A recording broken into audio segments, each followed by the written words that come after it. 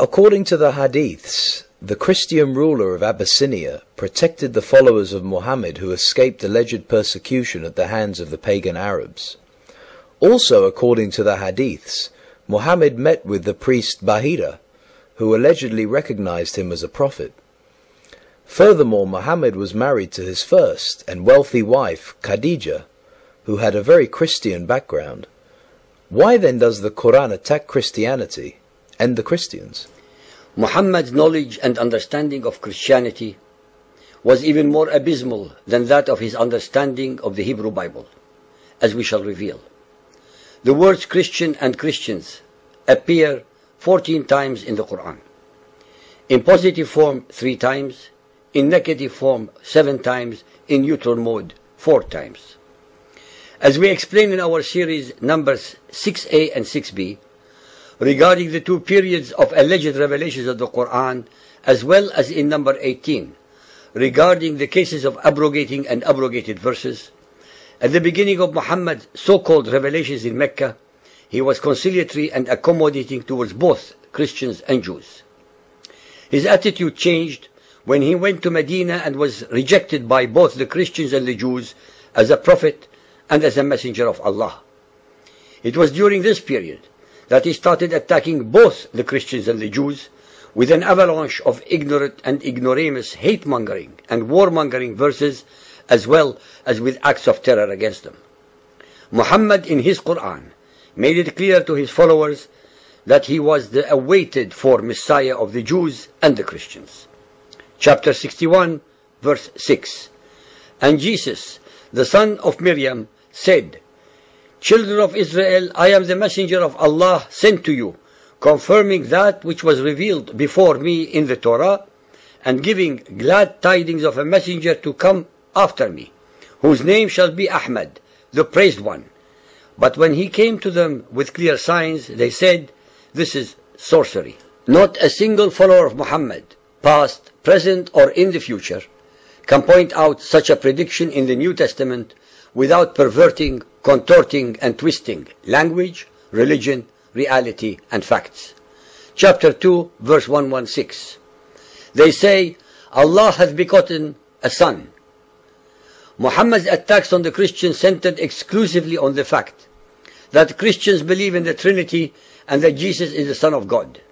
This, according to Muhammad's monotheism, is shirk, meaning associating other gods with God, rendering such believers kuffar, subject to conversion to Muhammadan Islam or to death and destruction. No matter how sweet Muhammadan scholars try to sugarcoat these diametrically opposite beliefs, the bottom line is that Christianity is synonymous with paganism.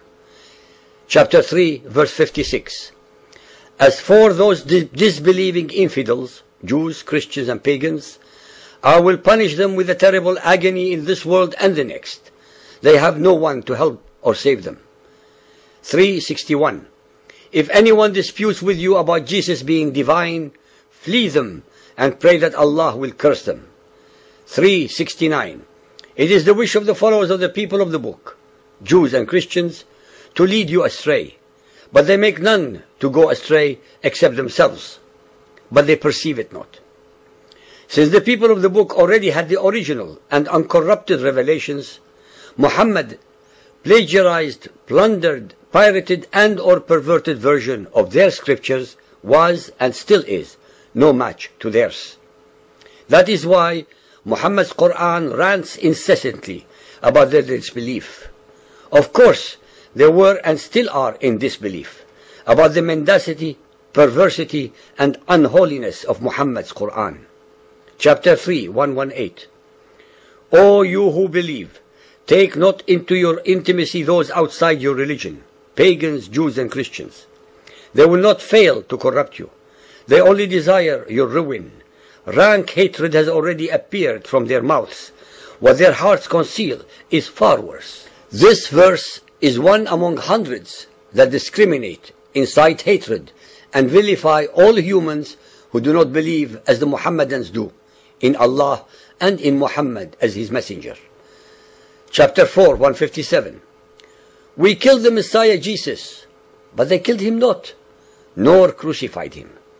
For surely they killed him not.